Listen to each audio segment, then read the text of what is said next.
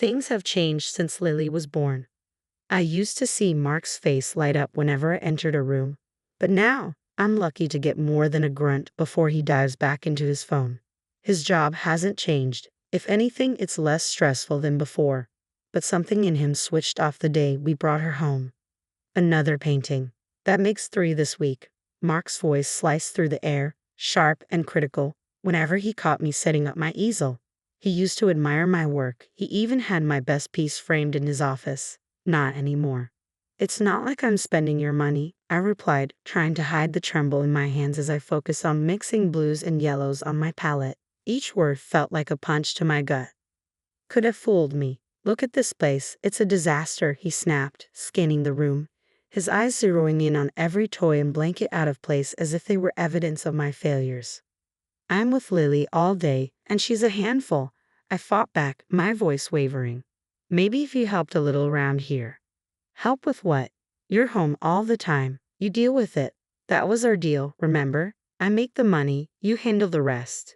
Not my fault you can't manage. He cut me off, leaving no room for argument. Every night ended the same way, with him turning away, dismissing me with a scoff. As he left for work, Lily would tug at the hem of my shirt, her little eyes wide with confusion. "Daddy mad?" she'd ask, her tiny lips quivering. "No, baby, Daddy just has a lot on his mind," I'd reassure her, pulling her into my arms and trying to smile for her sake. "Here, help Mommy choose the colors." Together, we'd paint, her laughter drowning out the bitterness in Mark's tone, creating a world of color that felt like a refuge. I knew my paintings were good, not out of arrogance, but because they were the last remnants of a time when I felt confident and vibrant. That evening, when Mark came home, I did what I always did, greeted him with a warm dinner, a clean house, and Lily, squeaky clean from her bath and dressed in her best pajamas. "Hey," I said, the aroma of roast chicken following me as I approached. "How was your day?" He grunted in reply, shrugging off his coat and tossing it onto the couch. His gaze caught mine, then fell on the easel in the corner of our living room. "Still haven't gotten rid of that junk, huh?" "It's not junk, Mark. I'm working on something," I responded, weariness seeping into my tone. "Looks like a waste of time and money. You could be doing something productive," he said, walking past me to the fridge without waiting for an answer. Productive, it seemed, meant anything that made money or made his life easier. I guess I was doing neither to his liking. "I'm doing something," I said, my voice firmer now. "I'm raising our daughter and trying to hold on to something that matters to me. My painting matters to me." He didn't even pause, just opened a beer and took a deep swig. "Call it what you want, Grace. To me, it looks like you're just filling time and making a mess. I'll have to pay someone to clean it up." The sting didn't come from the unkindness of his words.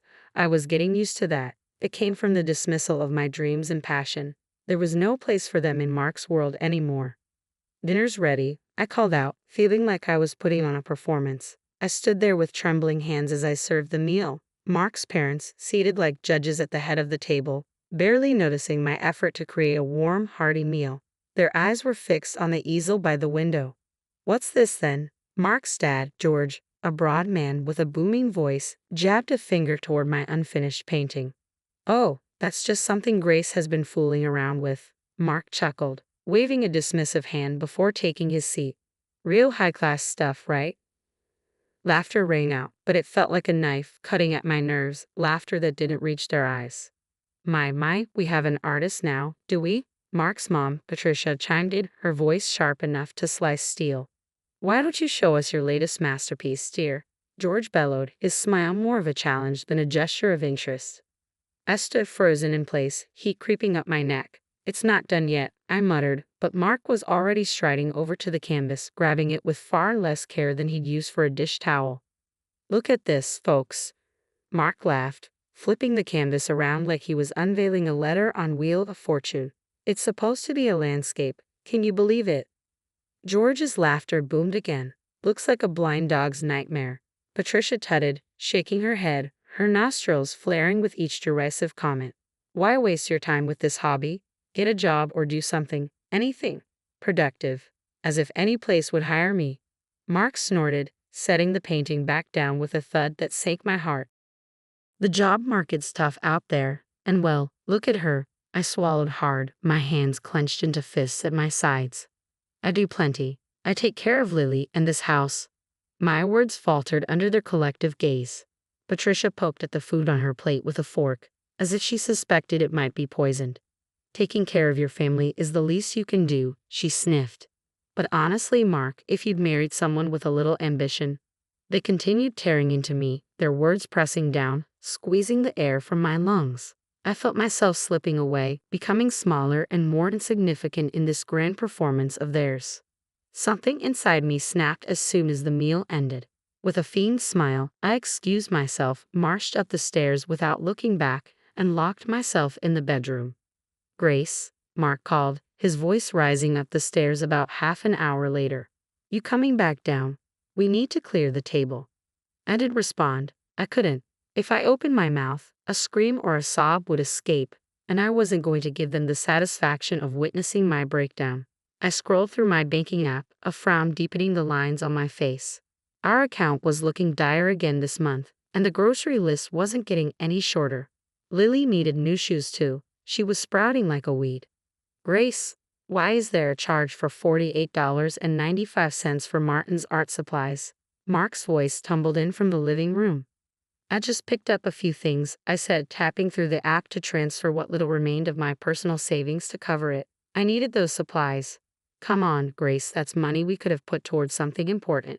His tone was flat, almost bored, but with an undercurrent of something else. Was it disappointment? Frustration? Art is important to me, Mark, the same way your golf is important to you. I did mention that his golf clubs cost more than a year's worth of my supplies. Yeah, but golf is networking. It's part of my job. What does your painting get us? A cluttered house and wasted cash? It gets me through the day, I murmured, feeling that familiar tug of war in my chest. Mark snorted. We have to be smart about money, not just spend it on whatever gets us through the day. Budget, Grace. That word felt like a choke chain. I pay for my art supplies with my own money I had before. My voice trailed off, not wanting to spark another fight. That money felt like a distant chapter, one that held job independence and a once shared dream of my own gallery. Your money's our money, isn't it? He shot back, the implication that my financial independence was a thing of the past evident in his tone. And that money is running out fast. Later, at the store, I opted for the cheaper brands, counting every cent, every compromise. I picked up the smallest tubes of paint, the ones I could slip into the cart without drawing any raised eyebrows.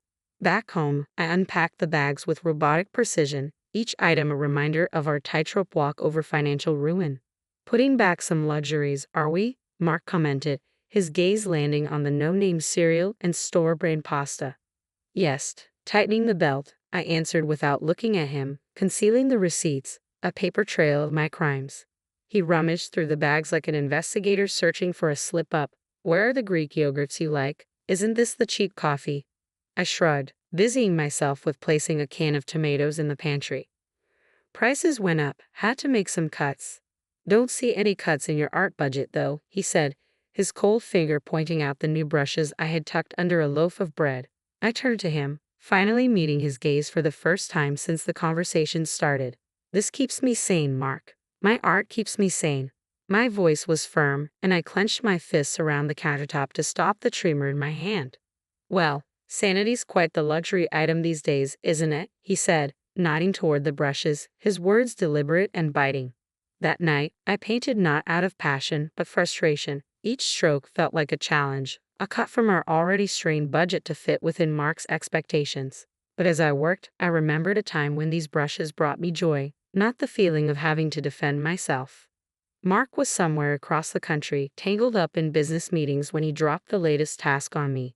His voice buzzed through my phone, sounding distracted, as if he was already halfway out the door. Grace, you've got to put together a birthday present for my boss's wife, Clara. Her big day's in a week. Okay, do you have any cash set aside for that? I asked, squinting at our already tight budget displayed on my laptop screen. Nah, you figure it out, just make it look like we put some thought into it, he muttered, sounding preoccupied. Hang on, you want something nice. But I'm supposed to magic up the funds for it. I could feel heat rising in my cheeks. You always find a way to make it happen, Grace. With that cheerful little line, he was gone. I exhaled slowly, closing my eyes as I fought to push back the frustration gnawing at my last nerve. I didn't have the cash, but I needed something that would truly impress Clara. No pressure, right? After diving deep into her online world, it was clear she had a passion for art. Her feed was filled with gallery visits and photos of canvases that probably cost more than our car. She even posted pictures with artists talking about supporting the arts, patronage, and all that jazz. An idea sparked in my mind, and I grabbed it before it could slip away. A painting from me. I had the paints, I had the canvas, and I definitely had the motivation. I wanted to give Clara something unique, something you couldn't find on any high street. I let the concept settle in my mind, picturing the brush strokes and feeling the drag of bristles against canvas. It would be personal, and best of all, it would be free. Decision made. I knew I'd need every minute of every day if I wanted it to resemble the kind of art Clara admired. I pulled out my old easel, set it up in the living room, and got to work, all the while hoping my little slice of creativity would hold up in the high-stakes arena of business birthday gifts. Day 1. Operation Bombshell. I found myself standing in the middle of my makeshift studio, a corner of the dining room I cleared by pushing the table against the wall. The morning light streamed in, illuminating the chaos of art supplies scattered around. "Mommy, what's all this?" Lily, my 6-year-old, plopped herself right in the middle of the mess, her eyes wide as saucers, mirroring the splattered paint on the floor. "Mommy's making a birthday present, sweetie," I replied, rifling through old brushes with bristles stiffer than my back. "For a lady Daddy works with?" she asked, picking up a brush and examining the crusty edges like a little professional. I snatched the brush from her before it turned into a makeshift sword or fairy wand. "Yes, but I needed to stay nice," I explained. Lily furrowed her brow in confusion. "But why can't Daddy just buy something?" "Lily, go watch your cartoons, okay? I need to think." I wasn't ready to unpack the complexities of our bank account or my marriage with a kindergartner. Burbling something under her breath that sounded far too much like me, she trotted off to the living room, leaving me to my dilemma. The week dragged on, and I found myself pulling double shifts. Daytime mommy, nighttime Picasso. Slowly, the canvas began to fill, taking on a life of its own, something abstract, something that captured the whirlwind of my life lately. I didn't hear a peep from Mark, not a check-in call or even a text asking how things were going. I guess he was too wrapped up in his charts, deals, and whatever else was too important to bother his wife. Lily, on the other hand, was my tiny shadow, always creeping back to watch me paint. "You're really good, Mommy," she said. "Now on day 4. You should draw stuff more." I smiled. That was probably the best review I'd ever receive. "Think so, huh? Maybe I will." The night before the big reveal, the painting finally stared back at me, complete. It wasn't just art, it was everything I hadn't been able to say or do, all poured onto the canvas. But I couldn't sleep that night, tossing and turning, my thoughts spiraling. What if Clara hated it? What if Mark thought I'd wasted my time? Morning arrived clear and bright, and the painting was wrapped, not in fancy paper, just brown parcel paper, neatly tied with a bow made from Lily's hair ribbons. Why not? At the boss's wife's birthday bash, I held the package tightly, hoping the painting would be a hit. I slid through the crowd, eyes down, wishing I could blend into the wallpaper. Mark was there, just foaming hot from his latest trip, looking every inch the man who had it all, except the picture-perfect trophy wife. His eyes swept over the polished women in their cocktail dresses before landing on me, and it felt like a ton of bricks had dropped. I saw that look on his face as if he'd just bitten into a lemon. He glanced me up and down and shook his head just enough for only me to notice. The room faded slightly, like someone turned down the volume on the party, leaving me with the sound of my heartbeat pounding in my ears. Then his gaze zeroed in on a package cradled in my trembling hands. His eyes flashed, and oh boy, I recognized that look. I sensed the storm brewing before he even spoke. "What's that?" he spat, barely keeping his anger in check. I pulled the package closer, as if I could shield it, and myself from the impending fallout. "It's a gift. My painting," I said, my words barely hanging in the air before he cut me off. "A painting? You're kidding, right?" His voice was loud enough to catch a few glances our way. I tried to shush him with my eyes, but he was beyond caring. "You actually think it's okay to hand her a piece of amateur hour?" Whispers began to swirl around us, soft at first, but growing stronger. "Mark, please, not here," I begged, my cheeks burning. "Did you lose your mind?" he roared, and the room didn't just pause, it froze. "You're making us look like fools." By now, we were the main event. Eyes flicked to us, then away, then back again, as if they were watching a tense game of tennis. I shrank, wishing I could melt into the floorboards. Mark's face was a shade of red I'd only seen on traffic lights. Just great. Grace, he vented, throwing his hands up. You don't think, do you? The heat flooding my cheeks told me I was blushing, and not in a cute way. My hands shook, but I clutched the painting tighter. What else could I hold on to? I took a deep breath, trying to remember why I thought this was a good idea. Now everyone's going to have a go at us. Thanks to you and your dumb idea, he added, his words sharp as a knife, aimed at anyone pretending not to listen. My mouth opened, words ready to tumble out to defend myself or maybe just to tell him to shut up. But what could I say with the entire room's eyes burning into us? Instead, I just stood there, the fool, he called me, wishing the ground would swallow me whole. The laughter that followed Mark's outburst felt like daggers. Even as the room spun, I caught the boss's eye. He was watching quietly, confusion etched on his face. Clara wore a half-concerned, half-intrigued frown, which gave me a sliver of hope. She waved her hand, cutting through the noise. Quiet down, everyone. Let's see what Grace has brought. I moved on autopilot, my hands still jittery as they tore away the wrapping paper. The art spilled into the room, all the colors and shapes I had poured myself into for nights. Clara's eyebrows shot up. Oh my, she said, and the room hushed, waiting for her judgment. This is quite something, Grace. Mark was still fuming by my side. Yeah, something all right. I ignored him, searching Clara's face for any sign of approval. It's for you. Happy birthday. She tilted her head, studying the painting like it was a puzzle. It's bold. I like bold. Don't you, darling? She nudged Mark, pulling him into this. The boss was tough to read, but he nodded. Don't see something like that every day. Mark tried to jump back in. Oh, come on, you're saying you like this mess? Clara's voice snapped as she turned to him with a squint. Mark, I'd watch it if I were you. Your wife has talent, and I won't have you embarrass her any further. It's unbecoming. The room fell into a tense silence, the kind where you could hear a sneeze 3 houses down. Look at the colors, the feeling in it, Clara continued. Now it's got life. Mark attempted a save. Well, sure, if you like that sort of thing. But Clara cut him off. I do. It's decided. This goes right in the foyer. I blinked. Was this actually happening? You sure, babe? The boss chimed in. It's not exactly. Clara shot him a look, and he trailed off. Standard? Right, it's unique. She extended her arm toward me like a beacon in her high heels and overpriced suit. See? Thank you, Grace. This here's a real gift, folks. It's got soul. Just like that, the murmurs started up again. But this time, they were different. People were nodding, some even looking at me with what felt like respect. Clara still held my painting like it was a treasure, turning her eyes back to me. So, Grace, she said, drawing the room's focus, ever thought about showing your work in a gallery? Mark let out a scoff. I heard it, but my eyes were glued to Clara. Nah, who'd want to see my stuff? Don't worry, Grace, I would, and I know people. Clara's voice was firm, her eyes sharp. Mark tried to laugh it off. Come on, Clara, she's just dabbling. Clara quirked an eyebrow at him. So she dabbles better than some pros I know. What's it to you? I swallowed, feeling like I was teetering on the edge of something big. I don't know. I've never. What's to know?